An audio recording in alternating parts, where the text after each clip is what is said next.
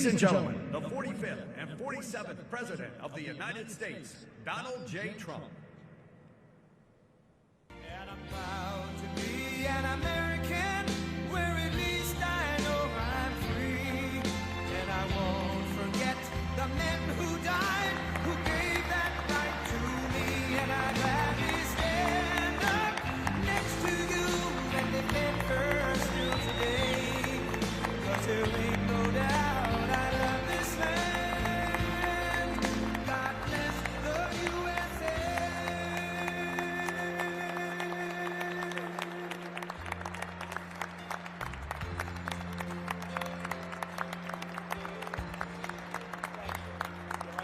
From the lakes of Minnesota to the hills of Tennessee, across the plains of Texas, from sea to shining sea, from Detroit down to Houston, and New York to LA, where there's pride in every American heart, and it's time we stand and say that I'm proud to be an American, where at least I know I'm free. And I won't forget the men who died, who gave that right to me. And I gladly stand up next to you and defend her still today. 'Cause there ain't no doubt I love this land. God bless the USA.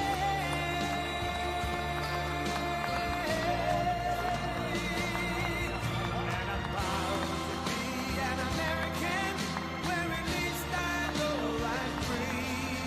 And I won't forget the men who died, who gave that right to me.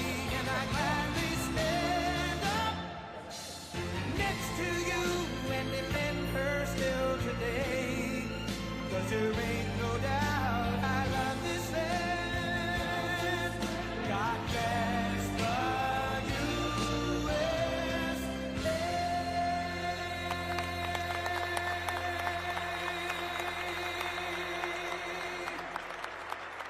Thank you. Wow, that was a nice place with the best sound system. I don't know who did. Sounds like the finest opera hall in anywhere in the world. Let's come back here more often. So often you have sound systems that aren't the greatest. And there's nothing worse, making a speech when nobody can hear you. This is beautiful and it's a great place. And Memphis has to like me, because I have a lot of friends here, and they were not happy a year ago, 2 years ago, 4 years ago, and now they said, we can't believe what's happened in terms of crime, in terms of what's gone on and the job that these people and some of the great people, many of the great people in the audience have done. And that's why I'm here today. In fact, we were going to cancel because we have a couple of events going on, as you probably noticed. So they said, oh, we'll cancel Memphis. I said, we're not canceling Memphis for anything. We're not canceling.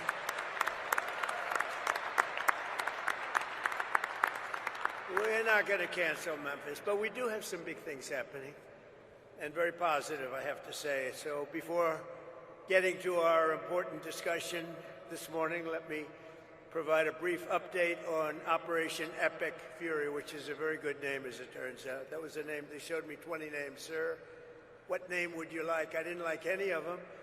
And then I get toward the end, I said, you got to be kidding. What? Operation Epic Fury. I love that name. And it's very appropriate for what's taken place, if you know, in Iran, because we knocked out their Navy, we knocked out their Air Force, we knocked out their anti-aircraft, we knocked out everything. And we did it with fury, actually. As I announced earlier, based on preliminary conversations between the United States and Iran over the past 2 days, I've directed the Department of War to temporarily postpone planned strikes against major energy and electricity targets in Iran. They have very, very big, new, actually, and very expensive, billions of dollars it costs to build them. One missile, one of our powerful ones, and it comes down to the ground like it was made out of dust. but to determine whether a broader agreement can be reached. We've had very good discussions, very, very good discussions. And you have to understand, I know my whole life has been a negotiation, but with Iran, we've been negotiating for a long time. And this time, they mean business. And it's only because of the great job that our military did is the reason they mean business. They want to settle, and we're going to get it done, I hope. So hopefully this will be possible, but no matter what, we'll ensure that Iran never obtains a nuclear weapon. They can't have a nuclear weapon. They would have had one if we allowed the Obama deal to stand. That was the Iran nuclear deal, they called it. They would have had one. Marshall III. Well, I tell you what, Martha, we would have nuclear weapons up there when, would you say, 2 years ago, 3 years ago, or 4 years ago? We would have been in a position that nobody wants to be in. We won't allow ourselves to be in that position. Over the past 3 weeks, the United States military and our partners have been decimating Iran's military capabilities with overwhelming firepower, skill, lethality, and force, and we're destroying their ballistic missiles and drones programs with launchers down by more than 90%. We're hitting their launches at a level that nobody even thought of before, 90%. They can't launch them, and they don't have very many of them, because most of them have been annihilated. But we've annihilated their defense industrial base, eliminating their Navy. We had 158 ships that down. I said to my people, why didn't you capture the ship? I said, were they good or not? They said, they were great, sir. So why didn't you capture it? We could have used them. They said, it's more fun to put them at the bottom of the sea. But they're not there anymore. So we eliminated their Navy, Pete, right? And that's gone. We eliminated their Air Force. We eliminated all of their air defense, everything. We eliminated everything there is to eliminate, and we eliminated them. We eliminated their leaders. We had the first set of leaders. They're gone. Then they met, 88 people met. And it's sad. I mean, it's sad they couldn't have made a deal. We could have made a deal with them a long time ago. Then the second set, 88 people met to pick a new leader. And they're now extinguished. And then they're meeting again, but now nobody wants to be the leader. It's one of the few political jobs that nobody wants anywhere in the world. Nobody wants it. It's a very dangerous job. My job is dangerous too, but their job is worse. In other words, we're systematically dismantling the regime's ability to threaten America. They're not threatening us anymore. As Commander-in-Chief, it's my sacred responsibility to protect our country from all threats. For decades, Iran refused every opportunity to renounce its nuclear ambitions, and in recent months, its own negotiators bragged to our representatives about having enough material to make nuclear weapons. And that was supposed to deter me, but it didn't deter. It made me more anxious, and it just made it much more important. This mission that we're all on together was much more important, and we did it quicker. Iran's missile capabilities were also growing so fast that it would soon have become virtually impossible to stop them. Once they have a missile, once they have what they were building was incredible. And you got a little glimpse of it by the fact that when they came out, they started shooting all of their neighbors. Their neighbors weren't fighting with them. They were getting along okay with their neighbors. And I was surprised. Everybody was surprised. And it actually worked in reverse because their neighbors then turned against them. Now Iran has one more opportunity to end its threats to America and her allies, and we hope they take it. Either way, America and the entire world will soon be much safer and will be a much more secure planet. In addition to all of this, we're working on so many different things. You know, our economy was fantastic. We had a Dow at 50,000. They say it couldn't happen in 4 years. It wouldn't happen during my term. But if I got anywhere close, it would be a great success. Well, in my first year, we hit 50,000. And with the S&P, they said, even more difficult. They said it would be impossible to hit 7,000 on the S&P. And we hit that in our first term. And then, unfortunately, I called Pete, I called General Kane, I called a lot of our great people. We have great people. And I said, let's talk. We got a problem in the Middle East. We have a country known as Iran that for 47 years has been just a purveyor of terror. And they're very close to having a nuclear weapon. We can keep going and get that 50,000 up to 55 and 60. There's no end. Or we can take a stop and make a little journey into the Middle East and eliminate a big problem. And Pete, I think you were the first one to speak up. And you said, let's do it, because you can't let them have a nuclear weapon. So we are now having really good discussions. They started last night, a little bit, the night before that. And I think they're very good. They want peace. They've agreed they will not have a nuclear weapon, et cetera, et cetera. But we'll see. You have to get it done. But I would say there's a very good chance. And it began when I said that I won't be. We were planning tomorrow on shooting down some of their power plants, and we're going to hold that up. Hopefully we won't have to do it. And hopefully we can make a deal that's good for all of us, including the Middle Eastern allies that have been very good to us, including Israel, that's been a great partner in this fight. They've really been a good partner in the fight. They fought hard. But we'll see what happens. I think there's a very good chance we're going to end up in a deal. And so we're giving it 5 days, and then we're going to see where that takes us. And I would say at the end of this period, I think it could very well end up being a very good deal for everybody. As good as if we went all the way and just literally annihilated the place, which if we don't have to do that, that would be a good thing, not a bad thing. In addition, after the appalling lines and massive disruptions at major airports nationwide last weekend, I am again demanding that Democrats in Congress immediately end their disgraceful shutdown of the Department of Homeland Security and restore the full funding for airport security and the TSA. They are holding it up because they want to take care of illegal immigrants coming into our country. They want to take care of criminals that are in sanctuary cities. They want to take care of transgender for everybody, literally the mutilization of our children, men in women's sports. But what they don't want to do is give us anything to do with citizenship for voting or voter ID. Can you imagine? We're the only country that doesn't do voter ID. Every country does voter ID. Brought to my attention today that we're the only country that does mail-in voting. Mail-in voting means mail-in cheating. I call it mail-in cheating. And we got to do something about it all, and it's part of Homeland Security. And I'm suggesting strongly to the Republican Party, don't make any deal on anything. The most important thing we can have is what's called the Save America Act. Don't make any deal on anything unless you include voter ID, and you have to be a citizen to vote. You have to show citizenship to vote. Very easy to do. It's very insulting when they say people can't do it because they don't know how to do it. Anybody that can't do it, I think it's a very insulting thing to say.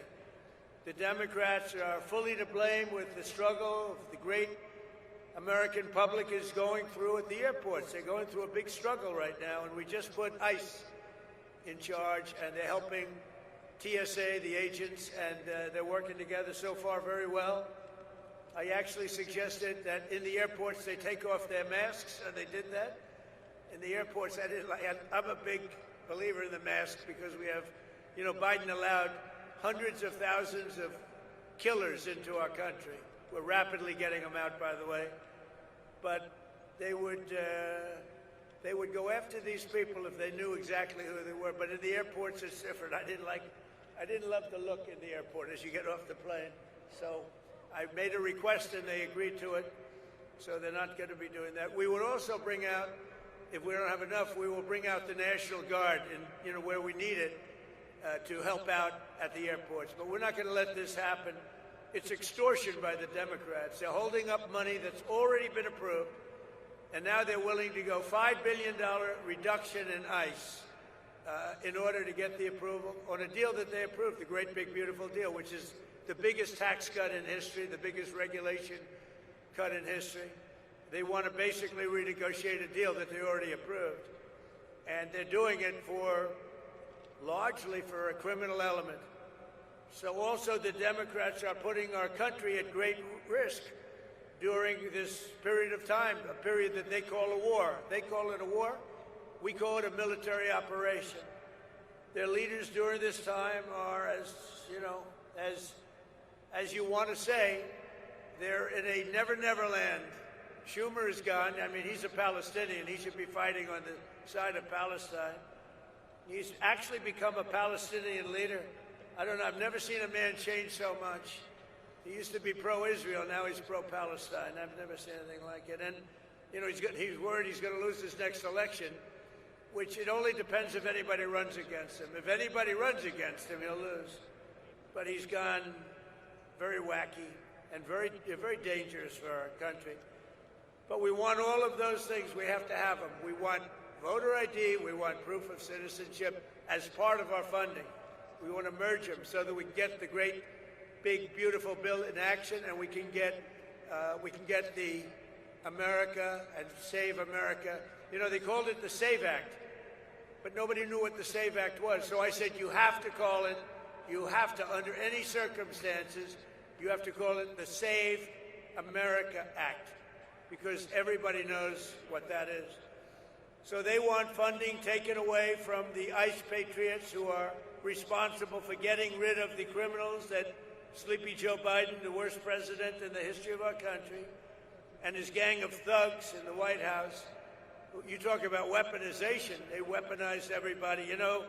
When Pam looks at somebody, oh, it's weaponization. They've indicted me. What they've done to me and everybody else, it's a disgrace. They're the weaponizers, and what they've done to people, can never let that happen again. We can never let them get away with it again. They are the greatest weaponizers. Fortunately, it didn't work, because here I am with you. So it didn't work out too well. Didn't work out too well. But they want to have people come into our country. And so many of these people are murderers. They're drug dealers. They're the worst criminals anywhere in the world. They want them in our country.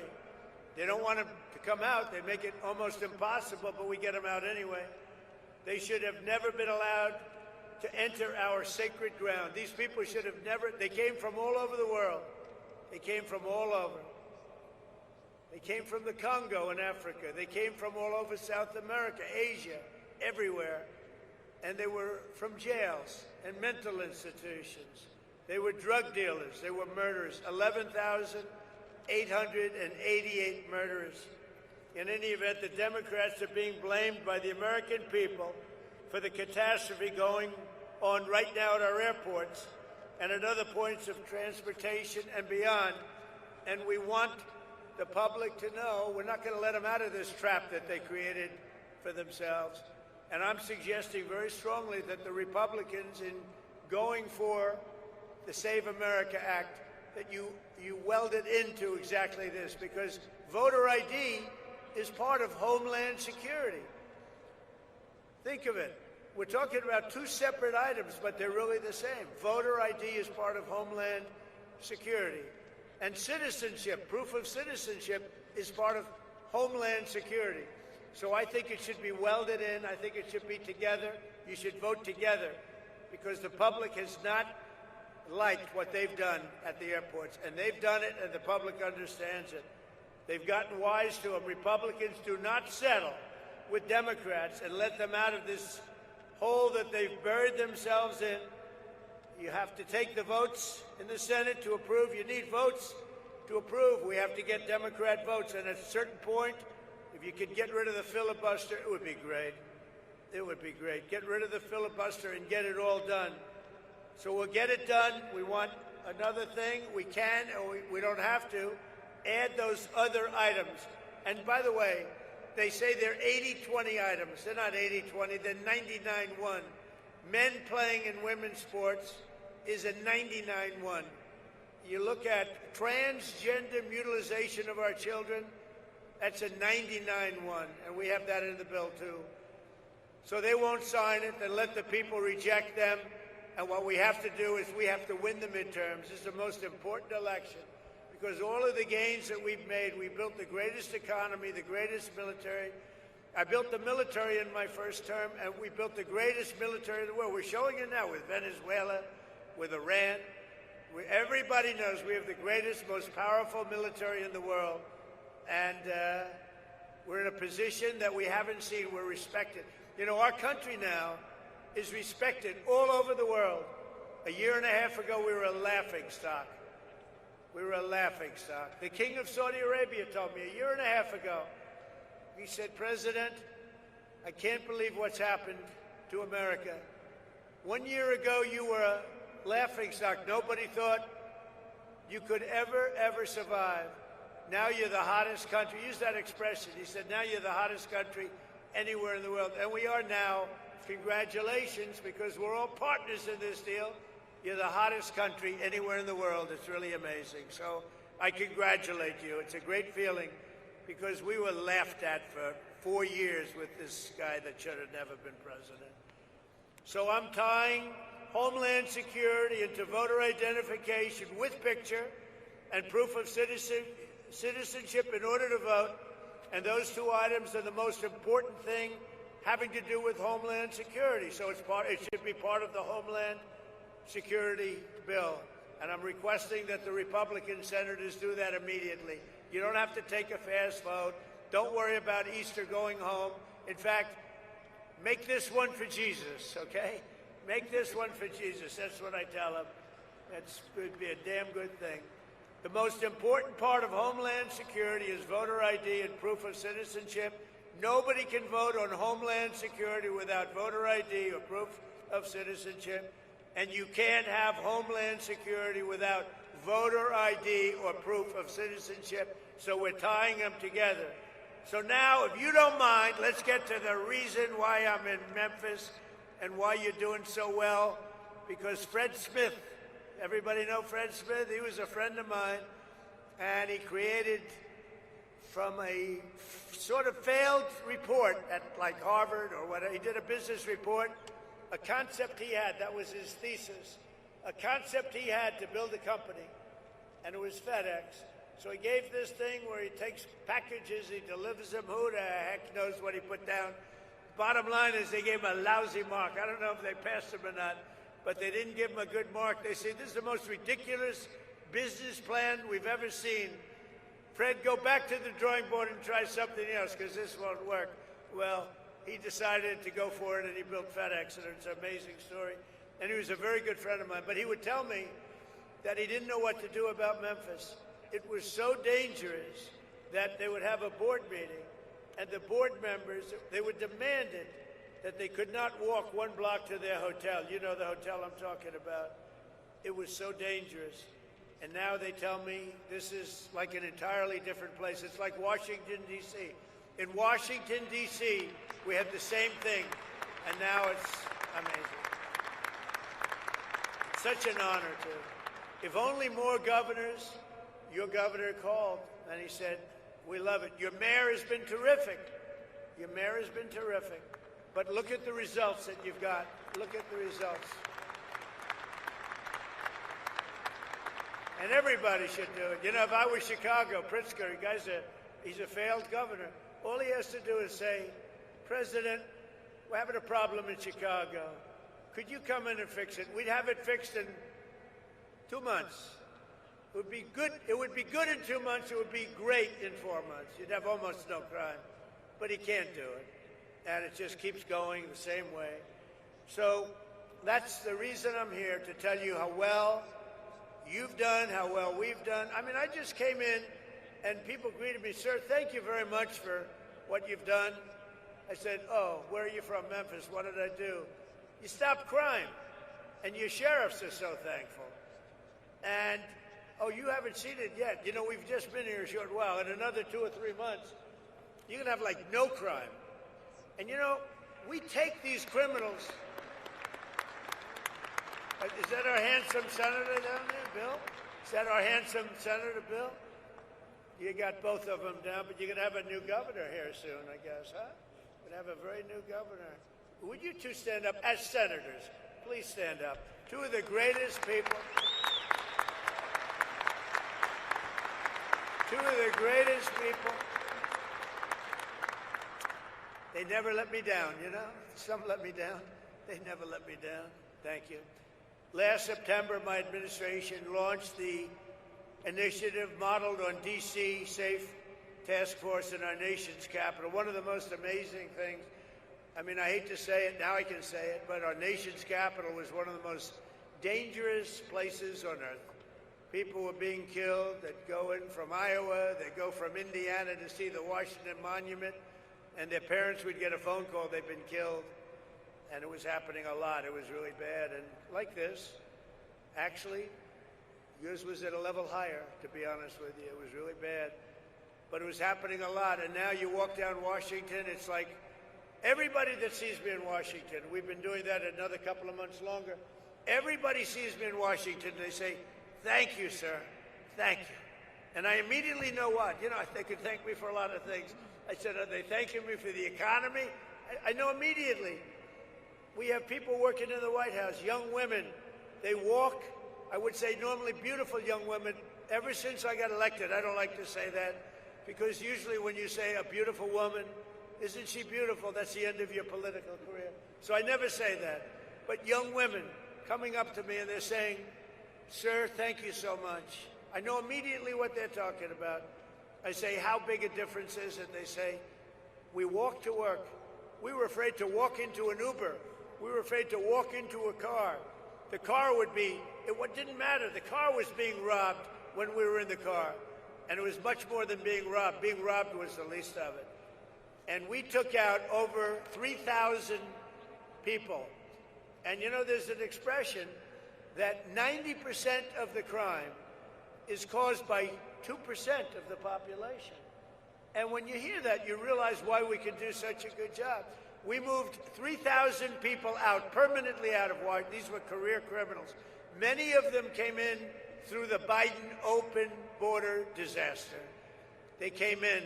They weren't there. They came in. They said, we want to live in Washington where they'll take good care of us, give us plenty of welfare. And we got them all out. We moved them back to their countries. Sometimes we'd put them in prison because they were so dangerous. We had one person who killed 4 people in a short period of time. Many of the people, 11,888, 50% of them in our country, they came from jails. Other countries opened their jails and let them into our country because Biden and his great border czar, the border czar who never once went to the border, never once called Border Patrol. But his great border, perhaps you've heard her, Kamala. Has anyone heard of Kamala? She was the border czar. That was like having nothing as a border czar. And they poured into our country, and they made our country very, very unsafe. And the job that ICE and Border Patrol have done, they don't get the appreciation they deserve. They are great American patriots. They're incredible people.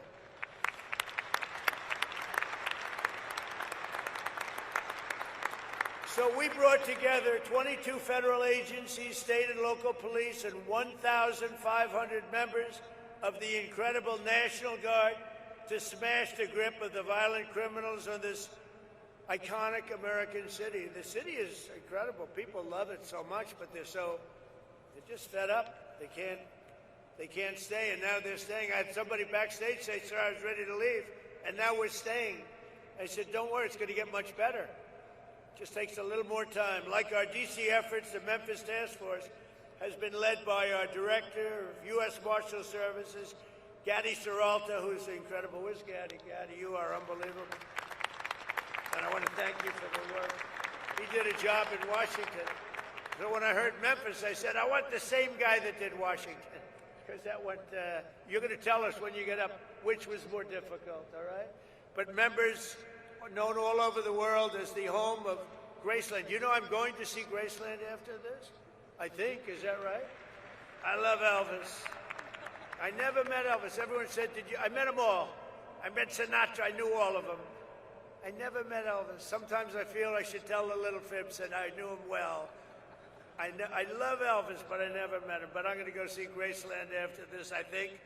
I'm sure it's not going to be a very long stay, but I want to see that. But for years prior to our involvement, Memphis had become known for something else.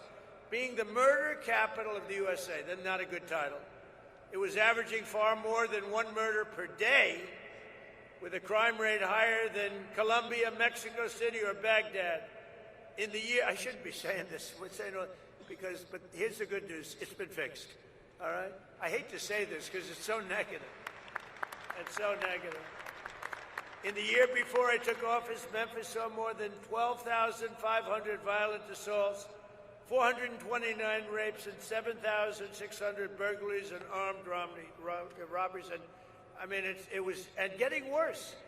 This catastrophe was a result of years of local politicians, judges, and prosecutors who sided with violent criminals over law-abiding citizens. Basically, liberals, or now they like to go with the word progressives. You don't hear liberal. They're liberal. I don't like progressive because it's a beautiful word. You know, they use progressive because that's the only thing they're good at, politics, I guess. You know, they're bad at policy because all these policies are bad, but they're great at politics, and they do stick together. They stick together, they're good at politics, but they're bad at policy because they can't sell open borders, they can't sell transgender for everyone, they can't sell men and women's sport, so they can be the greatest politicians in the world, and that's why I'm here instead of them, I guess. But just as we have in D.C., here in Memphis, we've achieved one of the largest, fastest declines in violent crime ever recorded. So that's something, right? Ever recorded. In fact, you're half a percentage point away from the record, so we'll catch them in the next month or two, all right? I think that's going to happen. But that includes a 60% drop in robberies, a 74% drop in carjacking, and motor vehicle thefts. We have always achieved numbers that are good. These numbers are right on line to be among the best that we've done, and wherever we do this, we have very similar results. We were in New Orleans, where the governor called us, as you know, and we went to New Orleans. They just had Mardi Gras. They said it's the first, it sounds terrible, but it's the first Mardi Gras we've ever had where there was no murder. Can you imagine? Doesn't sound too good, but, you know, we're talking about the facts. And they said we had the lowest crime that we've ever had on Mardi Gras, which is almost nothing. We went there about 4 months ago. We did a great job. So we've achieved a 70% reduction in murders from the peak in this place. In total, we've arrested 7,000 criminals, seized more than 1,100 illegal guns, taken more than 1,000 pounds of illicit narcotics, and rescued more than 150 missing children, making their parents beyond happy.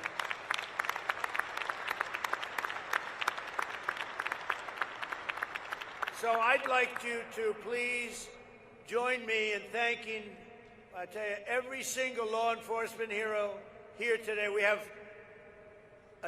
a small number compared to what's doing the job, who helped make Memphis safe again. Memphis, just so you know, with all of the things we said, you have now developed a reputation as a city that's coming back stronger than any city in the country because of what's happened with crime and because your political leaders had the courage to do what they did. So I'd like you to also say a special welcome and hello to the Tennessee National Guard, the Memphis Police Department, ICE, CBP, the ATF, DEA, Homeland Security Investigations, the U.S. Marshals, the Tennessee Highway Patrol, and all of law enforcement. Everybody got together, and they said, we're going to make Memphis great again. And they really did. It's so good. But, you know, I talk about how good it is. We're at 75%. Some people say 80, 81%. That still leaves 20%.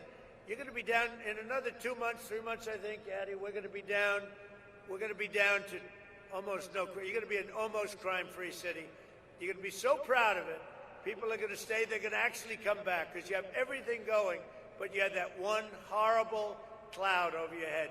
And essentially, people know it's happening, but essentially in another 2 months, you're not going to have anything. You're going to have a virtually crime-free city. So today I'm pleased to announce that the Secretary of War, used to be the Secretary of Defense. We made a minor change. We like the sound of it better.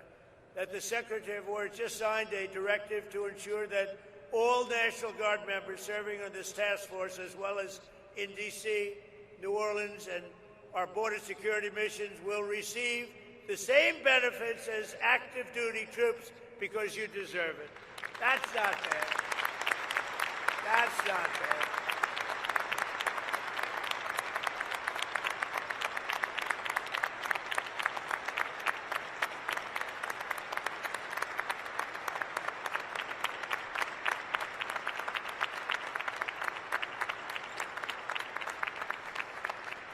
So before we leave, I want to thank Attorney General Pam Bondi, Secretary of War Pete Hegseth. These are great people. Chief of the National Guard Bureau General Stephen Nordhaus, FBI Director Patel, wonderful guy, actually. You got to get to know him. Once you get to know him, he's a wonderful guy. I've known him too long, right? He's a good guy. DEA Administrator Terry Cole, what a job he's done. Acting Director of ICE, where's Terry? Good job, Terry. What a job. In Washington, too. Acting Director of ICE, Todd Lyons. Todd, great. Thank you, Todd. Good job. Head of the ATF, Rob Cicada. Rob. Thank you, Rob. Head of the Tennessee Highway Patrol, Colonel Matt Perry. Thanks, Matt. And head of the Tennessee National Guard, Major General Warner Ross. How are you? You guys look Central Casting. These are Central Casting people. What did you need us for? You didn't need us. Anyway, they had to let you do your job, right? They're letting you do your job now. Thanks as well to Tennessee Governor Bill Lee for the outstanding job. Thank you very much, Bill. We appreciated your call.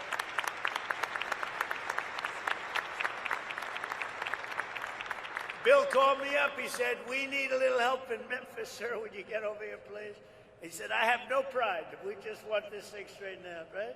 So thank you very much. I'm glad it worked out. Oh, you haven't seen, what do you see? In 90 days from now, you're going to see numbers that blow these off. You're down 70, 75%. You're going to see numbers that you're going to be very proud of. Senators Bill Hagerty and Marsha Blackburn. Great people. Great people.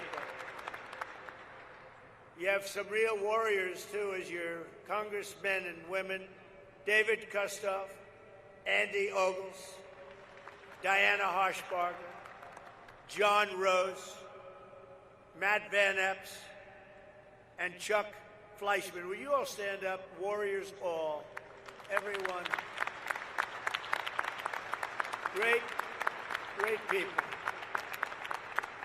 You don't get better. It's not the easiest job, is it? Huh?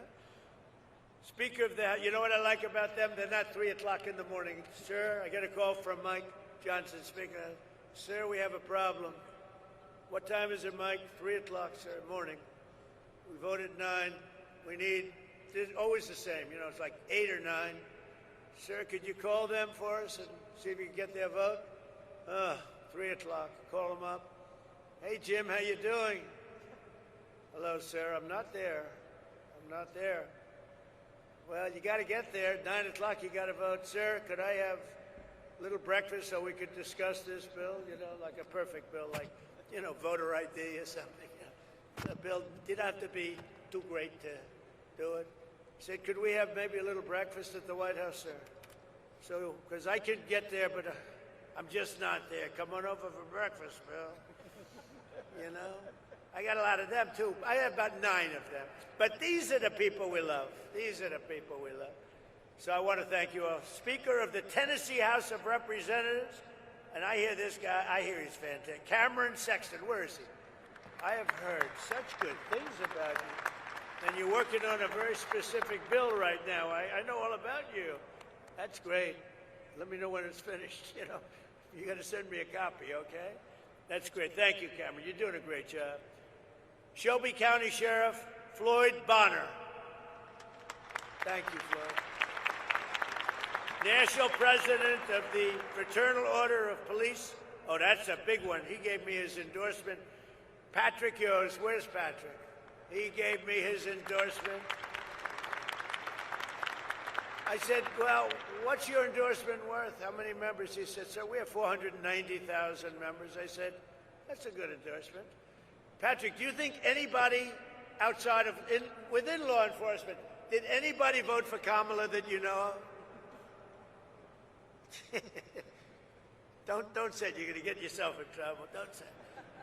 But thank you, Pat. That's great. We had an unbelievable, I do believe we got 98, 99% with law enforcement. And why not? President of the National Sheriff's Association, Chris West. Chris, thank you very much. Thank you, Chris. Stand up, Chris. Thank you. Well, why are you so far back there, Chris? You deserve to be in the front row. National President of the Federal Law Enforcement Officers Association, Matt Silverman. Great guy, too. All great guys, all guys we know. All guys, thank you, Matt. They're all guys that supported me, Pam, every one of them. For years, our leaders allowed entire cities in America to be destroyed by crime, drugs, and gang violence. Tolerating this violence was always a choice. 19 of the 20 most dangerous cities in America are run by Democrats. I'm surprised.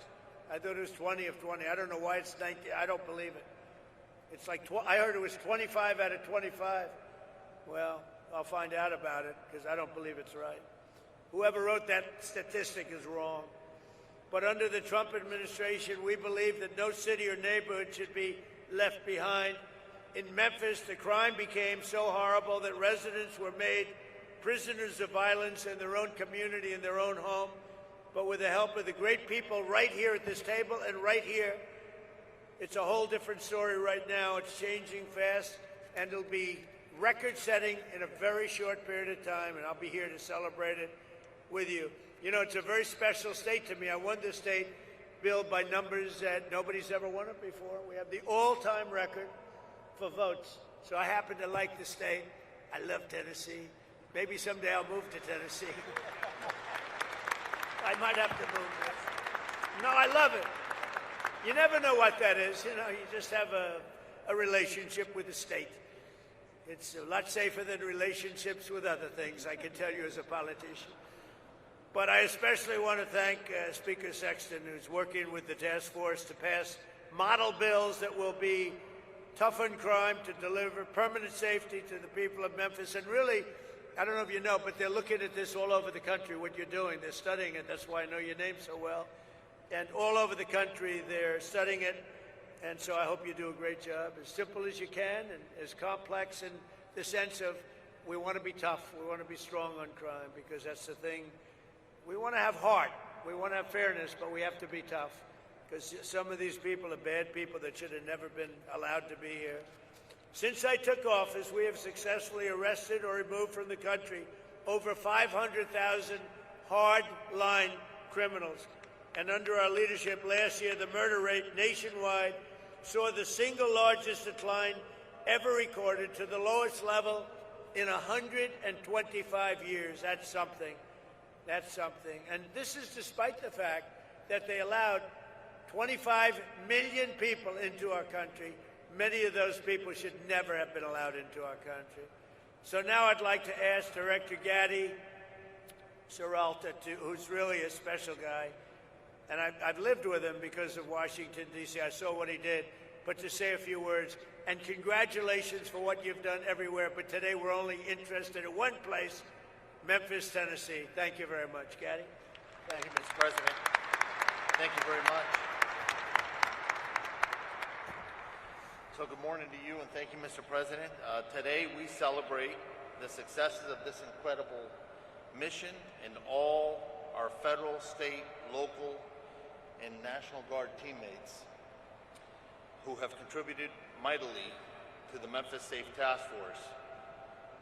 Mr. President, it is an honor to be entrusted by you to lead this amazing task force as Director of the United States Marshal Service. Your decisiveness in responding to state and local leaders' requests for federal assistance is inspiring. It was just over 6 months ago when you signed the executive order restoring law and order in Memphis. At that point, the city of Memphis was overwhelmed with unprecedented levels of violent crime to include some of the nation's highest per capita rates of murder, robbery, and aggravated assault. Memphis residents could not safely enjoy a walk downtown. Parents were fearful of their children playing outside, and local businesses struggled to prosper. The mission you gave us was clear and concise. Crime will not prevail in Memphis, period. The city will not be surrendered to lawlessness. President Trump, thank you for your leadership. We had a blueprint, quickly restoring order and reducing violent crime, given our success with Operation Make DC Safe and Beautiful, as you mentioned. We began our deployment to Memphis and commenced operations on September 29, 2025 with 20 partner agencies and 200 task force members. Now we partner with 33 multi-agency teams throughout the Memphis area. We have the support of over 2,700 officers and National Guard members who comprise the Memphis Safe Task Force, most of which are out here in the audience. In just over 6 months, the Memphis Safe Task Force has made over 7,342 arrests, this is last week's numbers, with charges ranging from homicide, there was 44 of those, 812 drug offenses, and 757 gang-related offenses. We have seized over 1,200 illegal firearms and located and returned 150 missing children. Each of these arrests and seizures of illegal contraband have a ripple effect, bringing justice to victims, relief to communities, and the prevention of future offenses or deadly accidents. Our work, however, has not just been about arrests and the seizure of illegal firearms and narcotics. Our Tennessee National Guard partners have made a significant impact while serving on the task force by administering several life-saving doses of Narcan to overdose victims, chasing down and detaining a fleeing murder suspect on Christmas Day, and providing immediate life-saving medical aid to the occupants of a vehicle collision on I-40. That's just a few of the things they've done. Similarly, our Health and Human Services Tactical Med, we call them TACMed, they're our doctors. Their team has treated almost 500 task force officers and related injuries during our operations. The fraud cell, the Memphis Safe Task Force Fraud Cell, has been a key contributor in targeting federal benefits fraud, organized crime, and other complex fraud matters. The fraud cell has more than 80 open investigations, 33 cases active with the United States Attorney's Office. Their recent efforts have resulted in 2 indictments of convicted sex offenders living in housing paid for by Housing and Urban Development, and 1 indictment for stealing benefits from a Social Security beneficiary.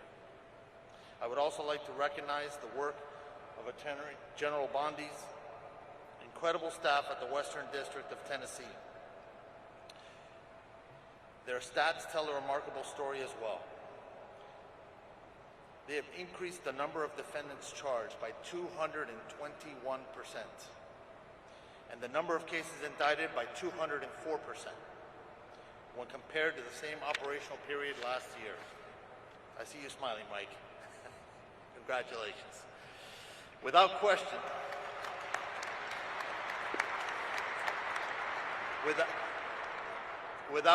the public safety outlook in Memphis has improved dramatically.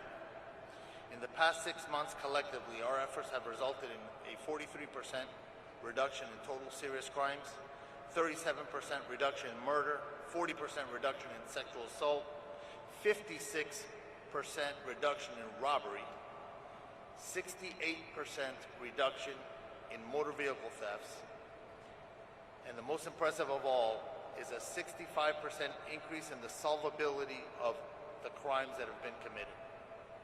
These numbers are so impressive that it's often easy to just recite them without reflecting on significant positive impact that we have had on lives of Memphis residents. The city's residents and visitors are now more likely to venture downtown, and our local businesses are rallying back.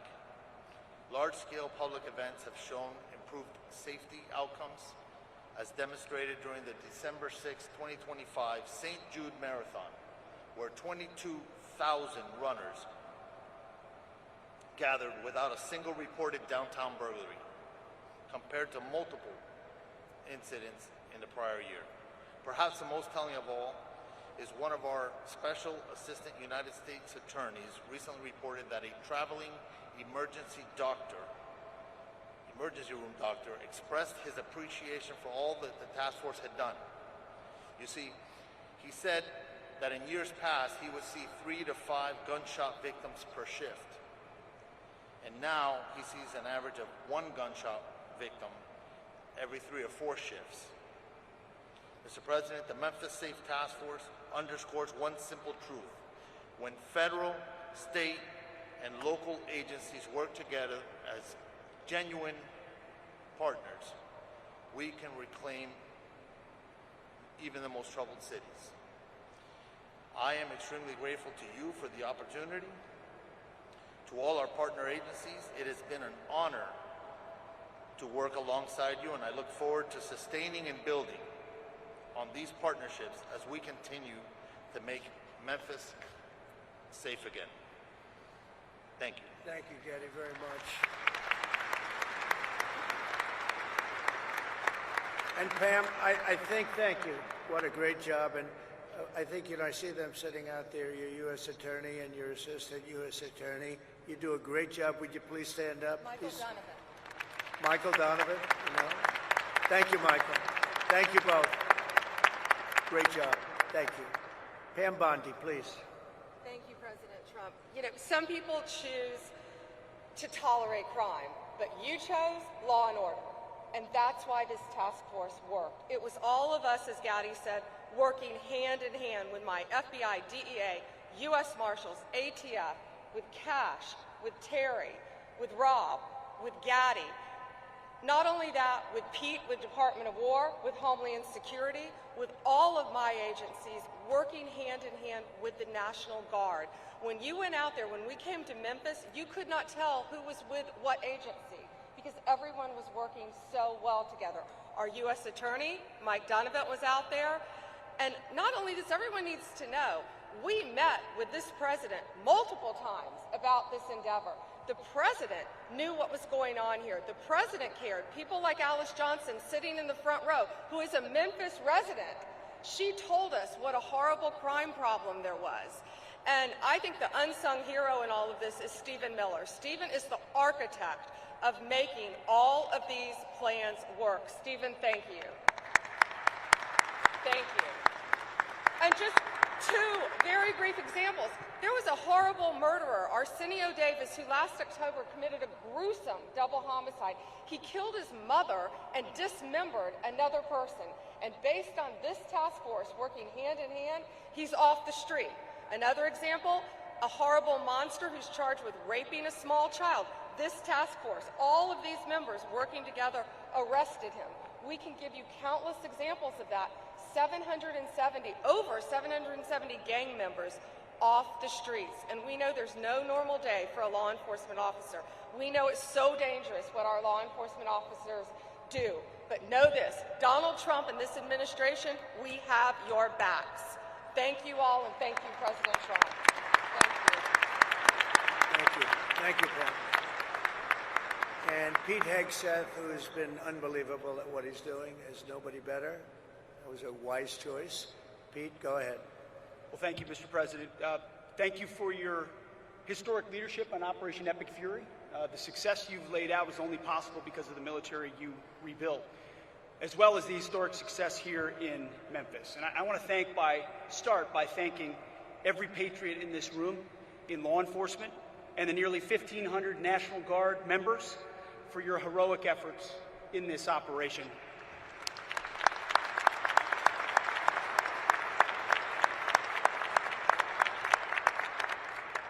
This is more than a task force. This is a statement not just in this city, but across the nation. When I look around this table, I'm looking at people that we work with every day: Governor, Cash, this team, the National Guard, Pam, Stephen, as was mentioned, Gaddy, the Speaker, at the federal level and the state level, working hand in glove. It doesn't happen any other way. You see, before President Trump, our nation was set on a perpetual course of decline. Our defense industrial base had been hollowed out. Our military had lowered its standard, prioritizing equity over merit and lethality. And right here in cities like Memphis, our people were focused on enduring just what seemed to be the status quo of rampant, vicious crime. Well, they let their cities burn to the ground, literally. In the name of hollow humanitarianism, weak leaders, and that's what it is, it's weak leaders, previously provided sanctuary for hordes of dangerous, illegal aliens who preyed on our most vulnerable. Soft on crime, defund the police nonsense tied the hands of our brave law enforcement heroes while the bad guys ran wild. And the most basic tenets of public safety, the foundations of any civilized society, were labeled as too toxic to implement. Well, not under President Trump. Such engineered chaos combined with a wide open border. By the way, thank you for agreeing to sign that declaration for the Memphis troops, the DC troops, and the troops on our border. They'll now be paid and get benefits just like folks on active duty. Thank you for that, Mr. President. It's an important step of demonstrating how serious this mission is to the Department of War. It's common sense. And it was that same common sense that brought President Trump back to the White House. People were sick and tired of the never-ending crisis. And under President Trump, we will not allow depraved, suicidal ideologies to destroy our great cities. No longer will we sit idly by while illegal aliens and savage criminals rape, murder, and poison the good people of this country. Because every American, without exception, is entitled to safe, clean, and beautiful cities. Cities where you can walk in peace, cities where law enforcement can do their job. And to that end, the Department of War stands shoulder to shoulder with state and federal partners so that our streets can be defended once again. Kind of like the visual I'm looking at right here. I see a lot of civilian leaders and police, law enforcement leaders in the front. And who's behind you? Men and women in camouflage, having your back every single day like we do in this mission. So thank you for working tirelessly to protect this state and restore law and order. And the results, they speak for themselves. That your presence has led to a massive reduction in crime, a reduction the good citizens of Memphis deserve. So thank you, Mr. President, for your leadership in restoring street by street, neighborhood by neighborhood. You are saving Memphis, Tennessee, and the country, and we are grateful for it. Thank you, Mr. President. Thank you, Pete. Thank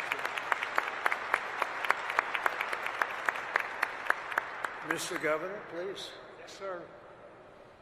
Welcome back to Tennessee, Mr. President, especially to the iconic, great American city that is Memphis. We oftentimes say Nashville's the heart of Tennessee, but Memphis is the soul. And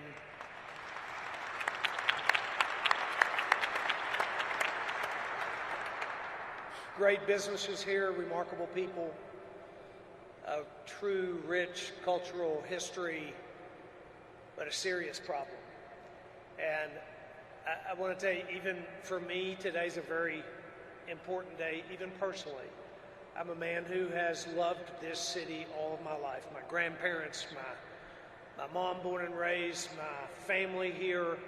As a young kid, spent time with my cousins roaming the community, the neighborhoods in this city. But sadly, for decades, that was not possible for children to do safely anymore. And to watch this great city be plagued by crime like it has for decades was a very tough thing for Tennesseans to do. But as was said earlier, what's happened the last 6 months has changed that story entirely. And because of your leadership, Mr. President, putting together the Memphis Safe Task Force, putting these people, this leadership team in place, funding and making possible resources that have never before been made available to a city like has been made for Memphis. because of that, because of the leadership here, and especially these men and women of law enforcement and the National Guard who have, in fact, gone shoulder to shoulder with not only the multiple agencies involved, but with the people of Memphis. What has happened here has created generational change and will create generational change, and it could not have happened except for what's happening and what we're celebrating here today. So the people of Memphis are grateful. This governor is grateful. I thank you for the work that's happened. And we are looking to the future. We believe that great things lie ahead for this city. There's a lot of work yet to be done. The General Assembly, and we are working together with the General Assembly to create legislation that will make certain that this is a lasting effect for our city. I'm very hopeful for the men and women of Memphis that have prayed for a long time that the violence would stop, for the businesses that have held strong to create jobs and opportunity for Tennesseans. I have a lot of hope for the future. I do believe and have believed all my life that this is a great city, and now it is on a trajectory of greatness beyond where it's been in the past. Thank you for that. And I will say, I want to introduce Stephen Miller to speak next. There is one person who showed up here early, actually multiple people at this table, but he said his commitment to whatever we needed for this city and for this task force to be successful. He committed that when this began, and it has happened. And we're not done, but the statistics speak for themselves. What Gaddy just read out a while ago is hard to imagine when we first started this just 6 months ago that these were going to be the results. There's more to go, but we're grateful for the work. And Stephen, your commitment to us, Tennesseans, truly are grateful for it. And your commitment to President Trump's strategy, not just to make Memphis safe, not just to make Tennessee safe, but to make all of America safe again. So thank you, sir. Thank you, Stephen? Thank you. Well, first and most importantly, thank you to President Trump, whose vision and courage and determination has achieved something that if you had predicted it 15 months ago, people would have said it was impossible. If you had said 15 months ago that we would achieve the lowest national murder rate, not in 5 years or 10 years or 15 or 20 or 30 or 40, but in 125 years, nobody would have believed it possible. And President Trump did exactly that, and it is a miracle.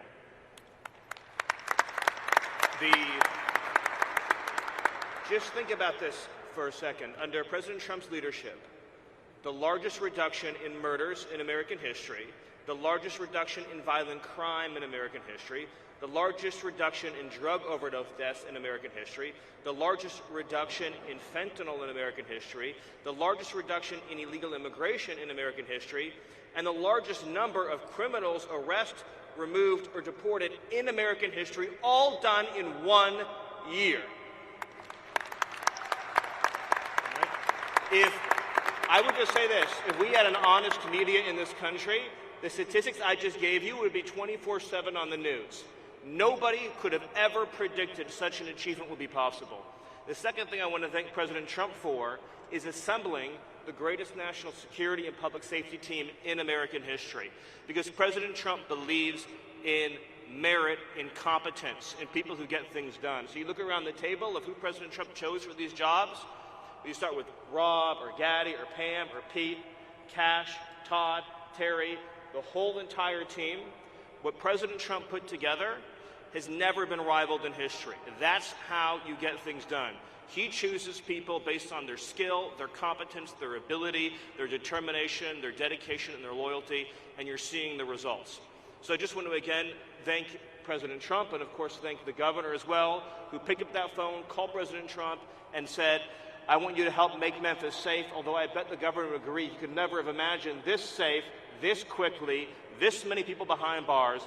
And let's just remember that because of the work that President Trump is doing, not only in Memphis, not only in Washington, D.C., but all over the country, ultimately, It will save and is saving tens of thousands of American lives. It is, I'll use that word again, what President Trump has done on border security and public safety is a national miracle that will be studied not only for generations but for centuries to come. Thank you, President Trump. Thank you, Steve.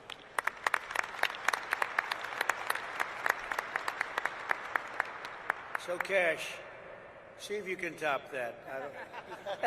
I don't know. That's a tough one, Cash. That is tough. You know, Mr. President, as I look around this venue, I see, and I'm reminded again, why we have the greatest warriors on God's green earth, the men and women serving in uniform, the men and women serving and wearing the badge, and law enforcement, our police, our sheriffs around the state of Tennessee.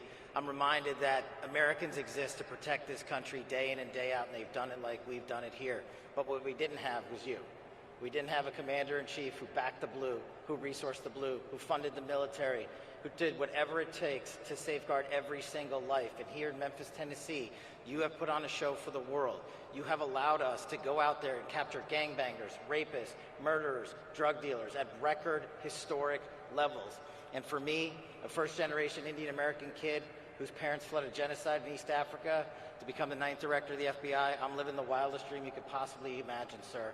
But it's thanks to you. But more importantly, what I see when I look out across our great partners here in the interagency, and our great legislators, and our great prosecutors, and our great attorney general who has the guts to go out there and make arrests, turn them into prosecutions, and put people in prison, you are giving that dream to every single child in the state of Tennessee. You are inspiring the nation and law enforcement to come up and wear the badge and wear the colors of this country and safeguard our men and women for generations to come.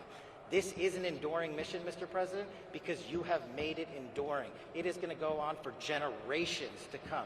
They are going to try to achieve what you accomplished here, what Stephen said, in just one short year, and they're going to be doing it for decades because America was smart enough to elect you as our commander-in-chief. So while we're out there fighting for the dreams of our children, just know, Mr. President, how many millions of dreams like mine are going to be lived thanks to your brilliant leadership. Mr. President, thanks for delivering America the safest country on God's green earth. Thank you very much, Jay. Pretty good? He did pretty good. Thank you very much. Mr. Speaker, please. Thank you, Mr. President. It's great to be here with you today. And obviously we're in the hottest country, in the hottest state, and now the hottest city, thanks to you. So we appreciate your leadership in that endeavor. Also, it takes strong leadership, Mr. President, to do what you do. We thank you for that and have a strong team as well. But I'd like to say that I appreciate how resolute you are in your belief and your attitude. And I think that's a testament to making America first. Also, I want to thank you for delivering freedom. When we talk about crime, a lot of times we talk about normalcy. But people get used to high crime. They don't understand what low crime is. And in this city, unfortunately, it became a normal thing, seeing high crime. But you deliver freedom to the residents here in Memphis, as well as Governor Lee did. And it's as little as watching a kid or a child who said they had a bicycle in their living room, and now they're able to ride it outside. We take that for granted. We take that freedom for granted, but because of you, now here in the city of Memphis, kids can ride their bicycle outside, which they never had experienced before. And now what has happened, when you have freedom, Mr. President, you have opportunity. You now have hope, you get independence, and then comes prosperity. And that's what making America great is all about. They can be anything they want to be. It doesn't matter where you start out. You can end up wherever you want to be, and that's exactly what you're doing, Mr. President. And then we can talk about crime statistics, but I want to thank you for saving hundreds of lives. And I mean by saving hundreds of lives, it's those individuals who were not shot and killed in the city of Memphis. Those are saved lives that have something else that God's going to give them to do in their life other than be a crime statistic. In your short period with your team's approach, there are 10,000 less victims in the city of Memphis. Think about that. Hundreds of lives saved, 10,000 less victims. That is an accomplishment that you have never seen in this aspect.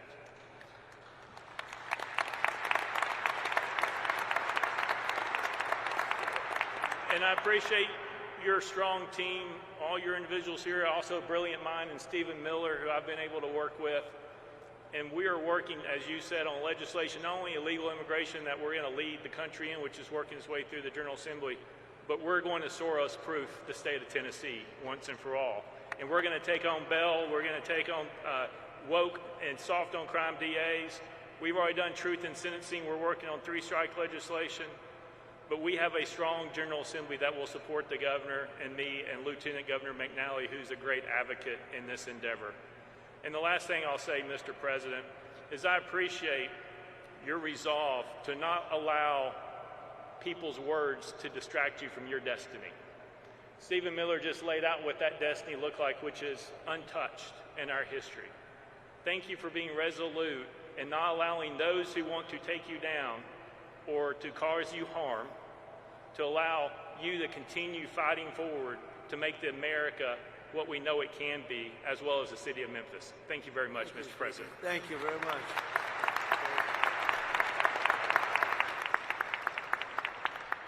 And now we have the ICE Director, very important. He's done a fantastic job. Todd, please. Law enforcement officer, thank you for letting us do our job again. That's the key thing. The men and women in this room that wear the badge every day, we know that we have a president that has our back. So because of you, we can go out and we can make America safe again. But honestly, sir, if you just look at what we did, this is what happens when strategy actually meets execution. Your model is delivering real results, securing communities and making neighborhoods safe. And if more cities would just take the lead and have the strength and constitution like the governor does to make their major cities safe again, this is a prime example of how to do it. This is a direct reflection, sir, of the model that you put in place. This and the Homeland Security task forces that you put into action with your executive order are really what's going to make a difference to this country. One thing, and Gaddy brought it up, was the Memphis Interagency Fraud Cell. That's key to your promise to the American people that honest Americans that need that funding will get it. What we're doing is we're having a reduction in fraud when it comes to SNAP benefits, mail fraud, and Medicaid fraud. And that's key and important for true Americans that believed in you that you're going to make a difference to make this country great again. While this wasn't an immigration-led operation, sir, we did have 619 illegal aliens arrested, 7 of those which were Venezuelans that were paroled into this country, or TDA gang members, 1 El Sal that raped a child, and another Honduras male that raped several children. Because of your leadership, we were able to get these violent criminals out of our neighborhoods. And sir, Memphis going forward is going to be the example, as Mr. Miller said, for decades to come. So on behalf of the men and women of ICE, the special agents of Homeland Security, we thank you for your leadership. Thank you very much, Chad. And just, if I might, so you're at the front of a storm. The Democrats have caused lots of problems at the airports and all other places too. We shouldn't be in this position, especially when we're in conflict elsewhere. But how are you doing, and how is ICE doing at the airports and helping out?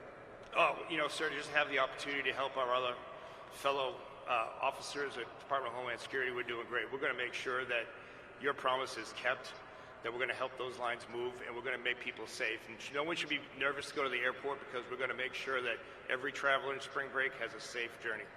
I appreciate it. Great job. You're doing a great job. Thank you very much. Rob Cicada, please. Rob. President, thank you for your assembling of the Memphis Safe Task Force. Your leadership empowered ATF and all of our state and local partners to focus on the most dangerous criminals operating in Memphis. Violent repeat felons, many walking the streets despite having 3, 4, and 5 felony convictions, are no longer doing so. They're no longer walking these streets without the fear of federal and state local and state law enforcement getting together and taking them off the streets. We focused our efforts on the most violent gang members operating in Memphis, so much so that we've decapitated the leadership of the Rich and Ruthless gang and the Vice Lord gangs operating here in Memphis. Their leadership, their membership is currently running the streets without any sort of direction. The gang members are falling apart. They're weakened. Their ability to coordinate and commit violent crimes are broken down because of the Memphis Safe Task Force. We've also been able to identify numerous firearms trafficking task force. Some of the evidence items that you see here were recovered from violent gang members. Many of these firearms were converted from semi-automatic weapons to be able to accept machine gun conversion devices, which now allow these rifles and pistols to shoot full auto. Those weapons were used by the gang members to terrorize this community and commit numerous homicides and numerous aggravated assaults. Those networks were identified and removed from operations. One in particular was operating three 3D printing machines, making machine gun conversion devices in his house when search warrants were executed by ATF and our Memphis Safe Task Force partners. We are continually focused on preventing violent crime. In one instance, while we were out of patrol with our state and local partners, our agents responded to a shooting that had just occurred, located a victim that sustained serious gunshot injuries. Agents were able to render first aid on the scene and prevent that victim from bleeding out. Victim was transported to the hospital and ultimately survived because of the Memphis Safe Task Force being here. Our agents regularly talk to the members of the community. The community, when we first arrived, was in visible fear. They were afraid to walk out of their homes to the corner store. They were afraid to sit in their front yards because of being in fear of being victimized of a drive-by shooting. Those people are now approaching our agents and our partners, thanking us every day for being out there and taking the fear away from them so they and their family members could walk their communities and sit in their front yards and talk to their neighbors without fear of being killed or shot. So thank you for your support of law enforcement and for creating the Memphis Safe Task Force. Thank you, sir. Thank you, Robin. You do a fantastic job. Thank you very much. One of the best crime fighters I know really from personal experience, because I've watched him more in D.C. than here, but I get the reports on what's happening in Memphis. And Terry Cole, please say a few words. Great job. Mr. President, thank you for your leadership. It has given law enforcement the tools and the support to take this fight directly to the local street gangs, but also the cartels, the designated terrorists that are killing Americans. Your leadership is attacking not only the local street gangs here, but it's attacking the cartels in Mexico. It's attacking the cartels in Venezuela. It's attacking the cartels in Colombia and Ecuador. And it's setting the example for the world to see that they are designated terrorists. They are fueling the violence in our streets.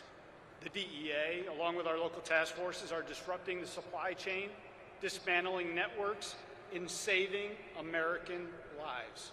This is America first. This is Americans first. The DEA is proud to stand along with our federal, state, tribal, and local partners here in Memphis with our amazing military and National Guard. The work has just started, Mr. President.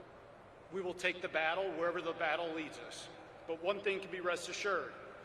After you take Maduro out of Venezuela, after you take Mencho out of Mexico, after your diplomatic pressure forces the Mexicans to make a record seizure last week of 270 kilograms of fentanyl that was destined for the United States, this is truly due to your leadership. It's due to your partnership with law enforcement that enables us to do our job.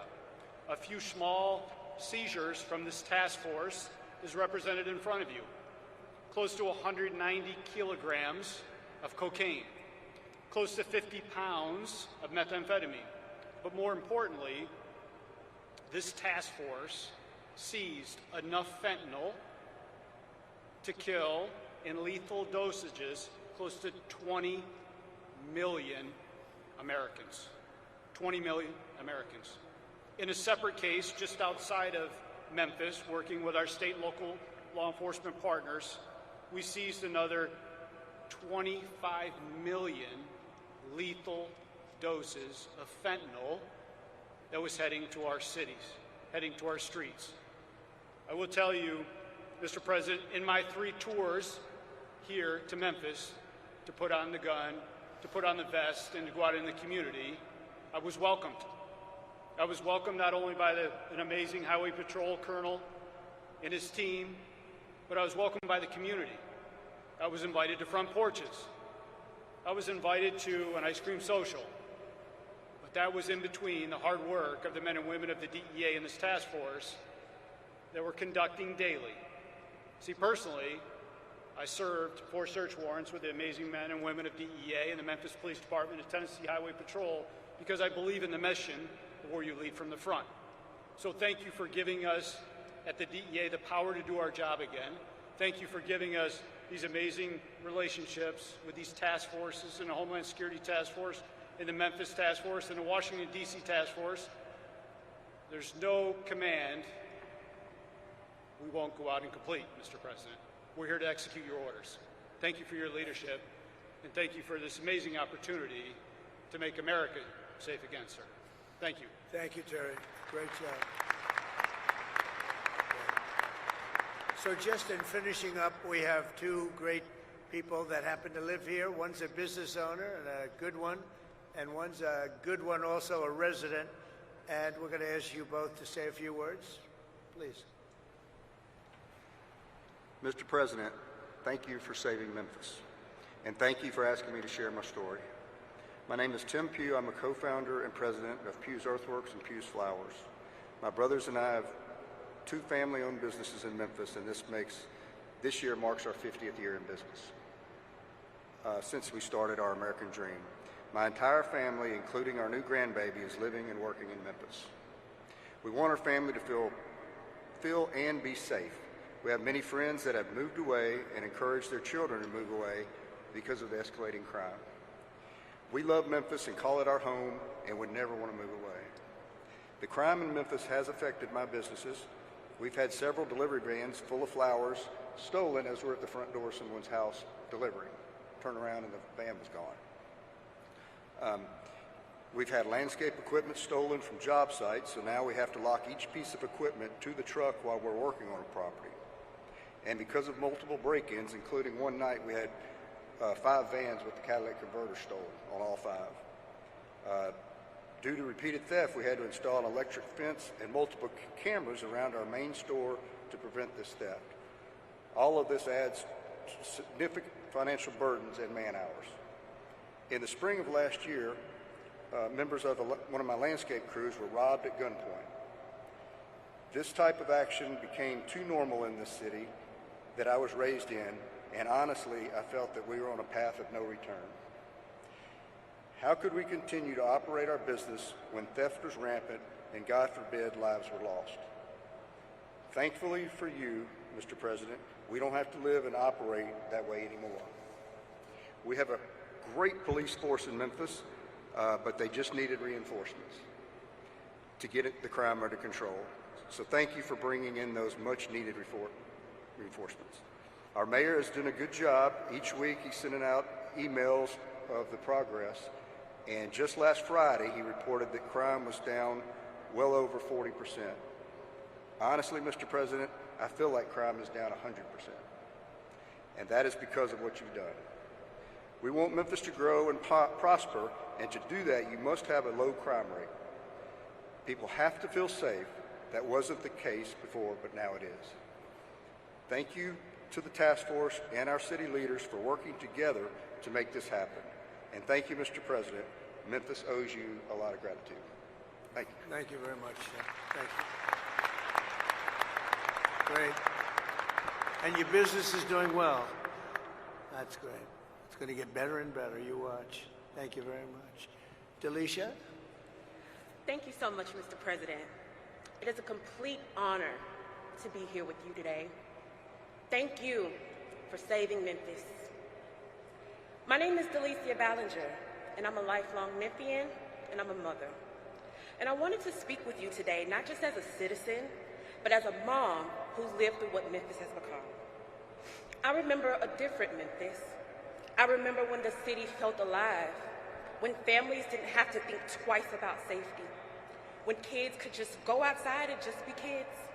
We had places to go, things to do, and a sense of pride about where we come from. But over the years, that Memphis has faded, and what it was replaced with was fear. Before the Memphis Safe Task Force, I just didn't hear about crime, I lived it. I watched friends and people that I love lose their lives to the senseless violence. I've attended funerals that never should have happened. I've seen families torn apart, mothers grieving, and children growing up without parents. all because of violence that felt like it would never end. And those moments stay with you. They change how you see everything. But nothing's changed me more than becoming a mother. Because now, it wasn't just my life that I was worried about, it was my children.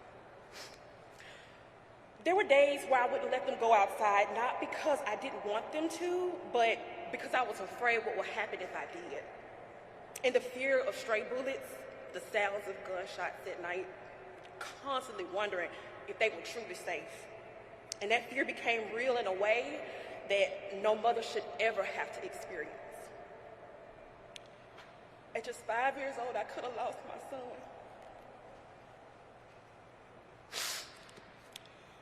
There was a drive-by shooting, and a random bullet came through my home in that very same space where my son played.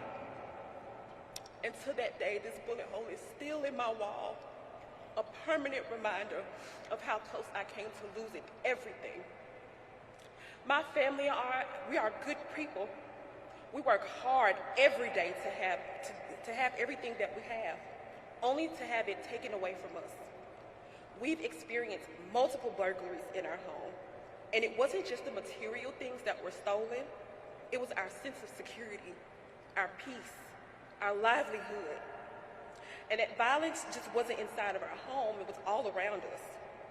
Just literally 4 houses down from where I live, a grandmother and her child was shot. I remember what sounded like almost 30 gunshots ring out.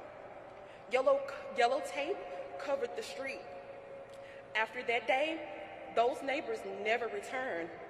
Their home now, with the for sale sign, stands as a reminder of a fear so deep that they couldn't come back to the place where they almost lost their lives.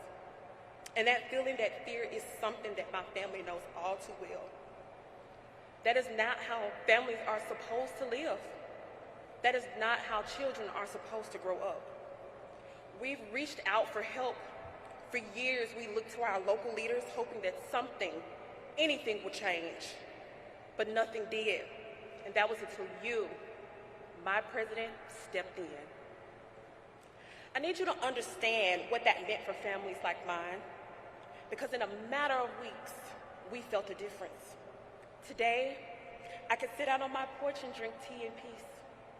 My children can go outside and play in our backyard again, and for the first time in 5 years, I don't hear any gunshots in my neighborhood. It's been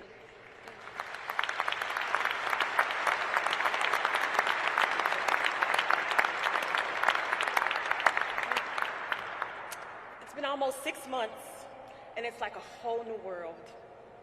That silence means everything to me. It means safety. It means peace. It means that I can breathe again as a mother. What years of waiting couldn't fix, you did it in just 3 weeks. And I'll never forget that. My family will never forget that. And what's even more powerful is that that impact did not stop there. Because of the Memphis Safe Task Force, it has sparked continued efforts right here at home, like the Make Memphis Matter movement, led by the incredible, the most awesome State Senator Brent Taylor, starting in 2023, who is putting his best foot forward every day to continue the mission to make it a safer Memphis and to hold our SOARS-backed DA accountable at a state level, and partnering with amazing Senators Haggerty and Blackburn on the federal level.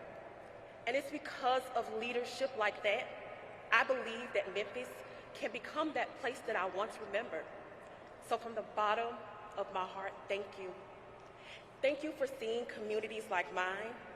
Thank you for taking action. Thank you for putting Americans first, especially right here in Shelby County in Memphis. Because this isn't politics for me. This is my life. This is for my children. In fact, President Trump, my son, my beautiful son, is here today, and he would like to wave and say thank you, because now he's free to live a normal childhood. Braylon, stand up for me, baby.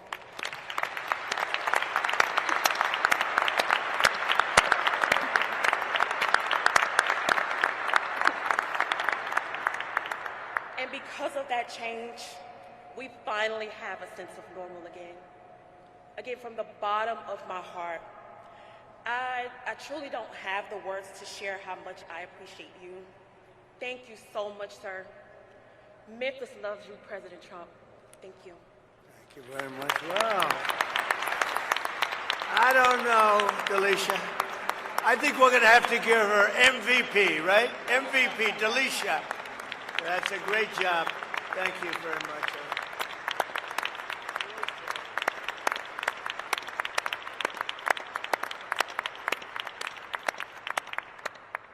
I think she has to run for office. Would you like to become a Republican? She said, I am a Republican. I love this. Anyway, great job. Thank you very much. Appreciate it. Really beautiful.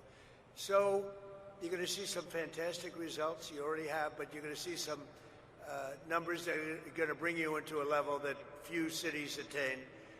I want to thank the governor. I want to thank the state. The state is just a fantastic state. The first day I stepped in it, we were leading by 30 points, and it never went down. It just only went up. So it's something special. We have a bond. We have a special bond. You know, you can be a politician, but when you win something in landslide, you have a very, very great feeling. And I want to tell you, this is a very, very successful, beautiful state, and I love Tennessee. Thank you very much, and congratulations to Memphis, and fantastic job. Thank you. Thank you, everybody, very much. Thank you.